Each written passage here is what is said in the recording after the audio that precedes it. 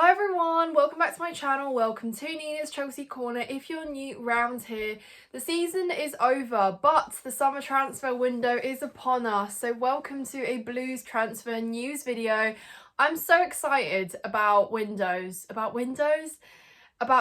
windows. I have to specify.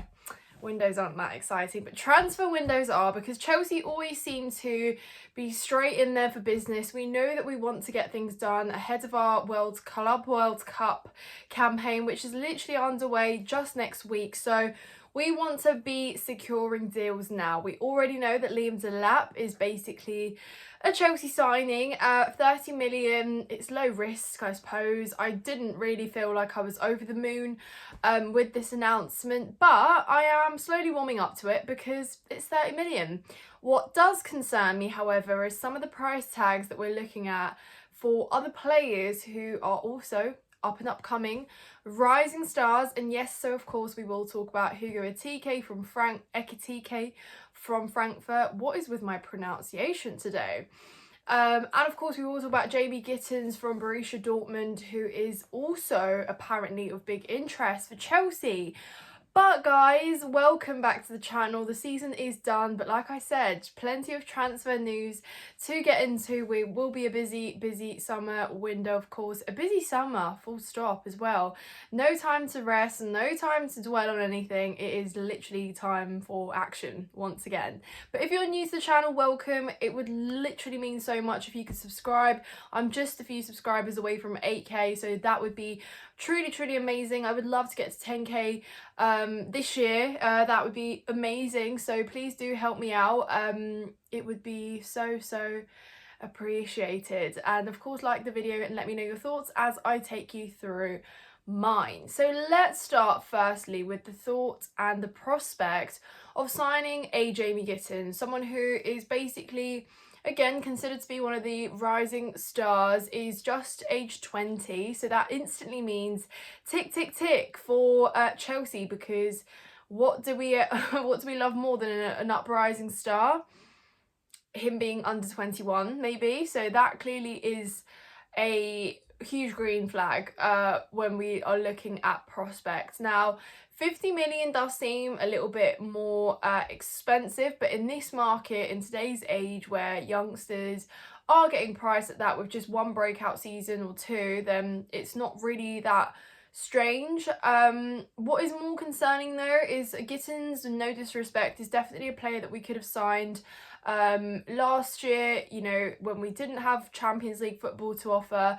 He's not necessarily a player that you'd have to, I don't know, like swim to the ends of the earth to get and to fight for, to have to, you know, wheel him over to come. So it doesn't really strike me as a signing that comes in and upgrades us instantly.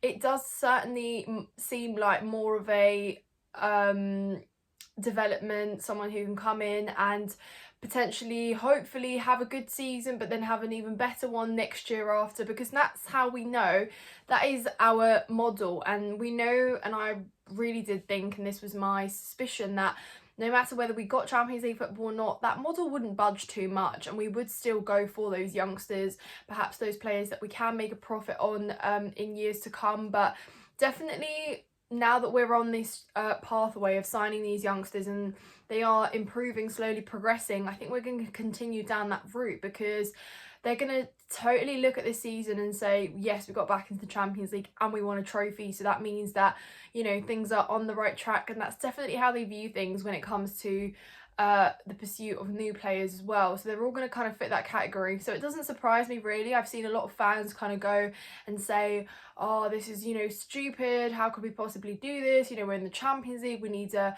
higher caliber of players. We need to be looking, you know, much higher.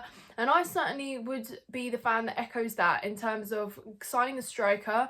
My thought always was, I do want to sign, splash out, or if we're going to spend, you know, 80 million on a player that's had a good breakout season, then, you know, go and pursue a Victor Gyökeres, for example. And then fine, you know, you could still go ahead and make your additions in the profile and age category that you wish to continue down anyway. And of course, I think with everything that it's very early days, so I don't want to, you know, make big calls, but with the sort of interest list that we've got going on here, it does seem like we are just going to continue going down the route of your Gittens and perhaps your his name is such a mouthful, Ekitikes, and that doesn't fill us with a lot of confidence and a lot of belief and faith that Chelsea can go and challenge in the league next year. But I just think that we will continue as we have been. Let me know what you guys think. But let's talk about Gittens in a little bit more detail. I can't lie and say that I've watched an awful lot of him, but you know, from what I see and understand, he is definitely a player that has, again, potential. He scored just 8 league goals, though.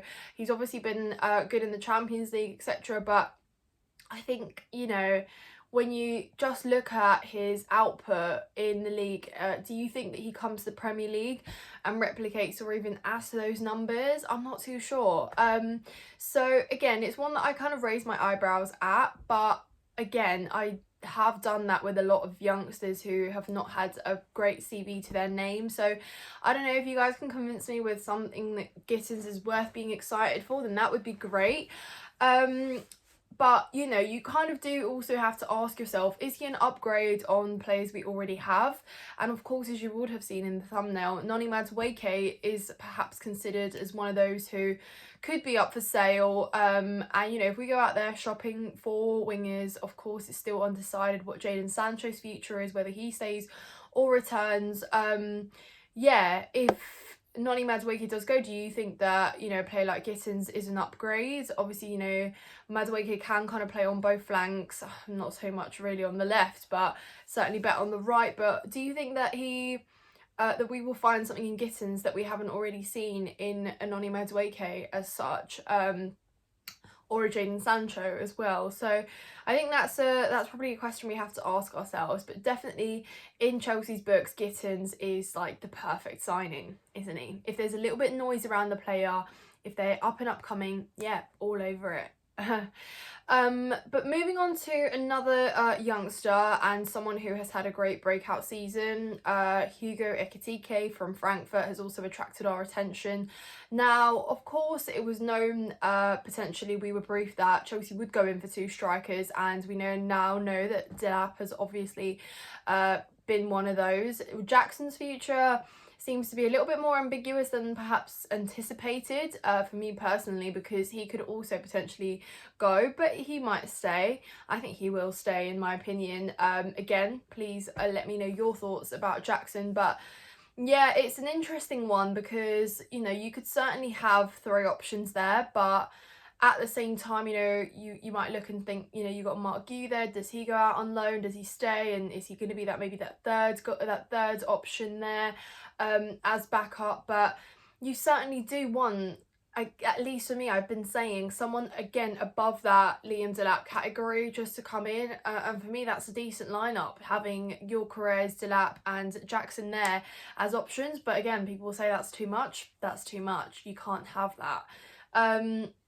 So certainly in that category, I also really do want to just aim a little bit higher with the wingers. I do understand, you know, players like Rodrigo, etc., the players that we have kind of been hearing whispers about here and there. As much as the prospect sounds amazing, it's not realistic in my opinion, and that's why I just think, you know, we are totally moving away from that and moving into the direction of what we know best and what we have been kind of led to adapt to in terms of signing players. So as much as Chelsea fans maybe thought things would change with Champions League football, I'm not too sure it really does.